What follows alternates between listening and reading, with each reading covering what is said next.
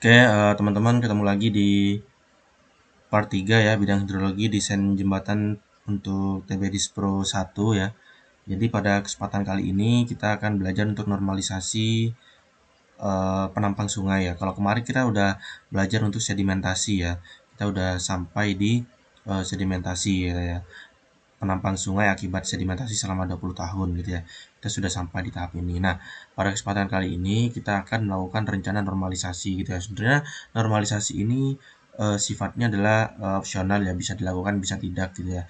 Tapi jika memang diperlukan untuk adanya normalisasi terhadap penampang sungai maka bisa dilakukan gitu ya. Bisa dilakukan. Nah, langkah normalisasi itu kita harus menentukan dulu ya, jembatan kita tuh mau ditempatkan di mana gitu ya. Nah, kalau dari ekras kemarin, dari yang informasi cross section ini, koordinat ini setelah kita plot di AutoCAD gitu ya, setelah kita plot di AutoCAD, kalau saya pakai Civil 3D ya, tapi sama aja ya caranya, nggak jauh beda. Nah, dihasilkan penampang itu kurang lebih seperti ini. Tapi kalau ini kan dari Hekras ya gitu, kurang lebih seperti ini. Nah, setelah itu ditentukan nanti jembatannya mau ditaruh di sebelah mana ya. Jembatannya taruh di sebelah mana. Kalau eh, sungai itu kan alangkah baiknya jembatan itu ditaruh di ruas sungai yang lurus ya, alangkah baiknya gitu. Tapi kalau mau ditaruh di yang nggak lurus juga ya nggak apa-apa. Tapi alangkah baiknya gitu ya, perencanaan yang bagus itu ditaruh di ruas sungai yang lurus itu. Karena juga beberapa kali ditemukan juga ada jembatan di ruas sungai tidak lurus juga ada gitu. Nah, pada kesempatan kali ini contohnya adalah di ruas 1 dan ruas 2 ya.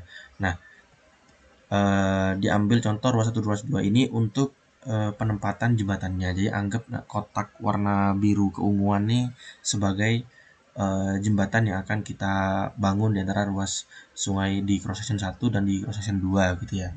Nah, karena dirasa pada cross section 1 dan cross section 2 ini perlu sedikit ada normalisasi gitu, maka saya putuskan untuk melakukan normalisasi pada cross section 1 dan cross section 2 gitu ya. Yang sebelumnya pada cross section 1 itu bentuk penampang sungai seperti ini. Setelah dinormalisasi, direncanakan rencana normalisasi, maka menjadi bentuk sungai itu seperti ini gitu. Nah, sebenarnya rencana normalisasi ini tergantung pada perencana ya, inginnya dibuat itu seperti apa gitu, ingin dibuat normalisasinya seperti apa gitu ya. Karena kan kita juga bergantung pada peta kontur ya, peta kontur yang akan kita gunakan itu adalah peta kontur yang terdapat pada TB geometrik jalan raya gitu ya. Itu yang akan kita gunakan.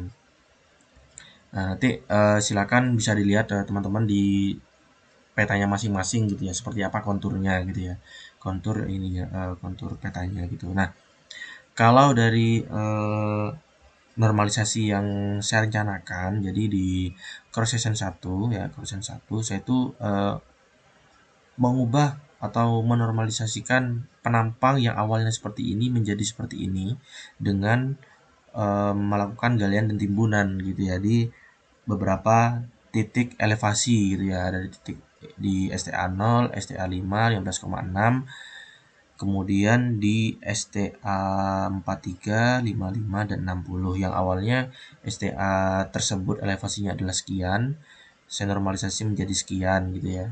Ini coba-coba aja gitu, nggak masalah ya. Nah, dinormalisasi menjadi sekian gitu yang diubah ini. Tapi kalau yang tengah-tengah ini eh, saya usahakan tetap gitu ya, saya usahakan tetap agar tidak terlalu merubah terlalu banyak gitu ya.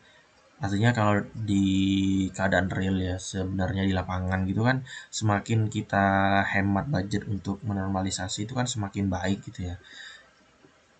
Yang penting sudah sesuai dengan spesifikasi dan ketentuan yang telah disyaratkan kan, seperti itu ya. Nah, kemudian di elevasi cross section yang kedua itu sama, caranya juga sama seperti itu. Itu yang saya lakukan ya, itu saya lakukan juga sama caranya. Nah, setelah dinormalisasi elevasinya menjadi seperti ini, kan nanti sudah terlihat ya di yang sini, bisa bisa langsung terlihat ya, berarti udah bagus nih cross sectionnya, udah rapi, penampangnya juga udah rapi gitu ya. Nah, ini silakan di run lagi di Hekras ya. di run lagi di Hexcraft untuk menentukan MAB, muka air banjirnya gitu ya. Menentukan MAB, muka air banjir setelah dinormalisasi di cross section ini sampai dengan cross section ini. Tapi nanti di run semua aja gitu biar tahu gitu ya.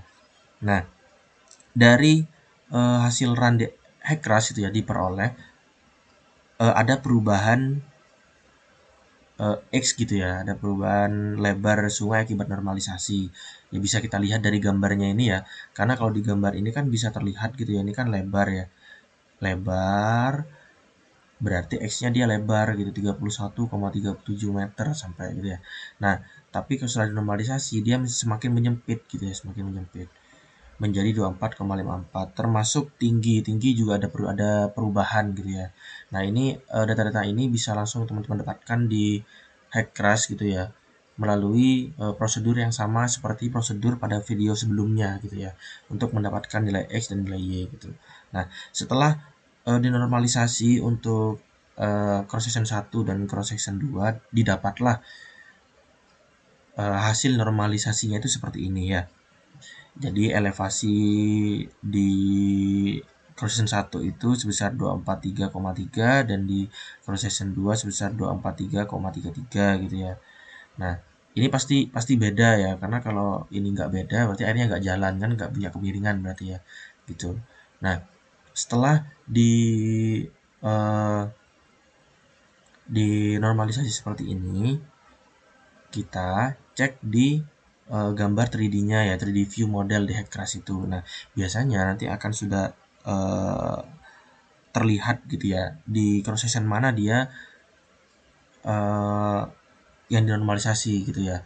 Kalau yang sebelumnya kan seperti ini ya, masih seperti inilah cross section yang sebelum dinormalisasi. Nah, setelah dinormalisasi jadinya seperti ini cross sectionnya. Nah, di cross section 1 dan cross section 2 ini cenderung dia lebih rendah elevasinya, lebih datar lagi dibandingkan yang sebelum dinormalisasi tadi gitu ya. Tapi secara persyaratan juga eh, data kedalaman dari muka air banjir dasar sungai ini bisa kita ketahui keseluruhannya gitu. Di sini kan kedalaman 3,85, 3,5 tidak terlalu jauh juga perbedaannya gitu ya. Nah, akibat adanya normalisasi tersebut gitu. Di sana juga akan terlihat potongan memanjangnya ya, potongan memanjang sungai gitu ya, seperti ini.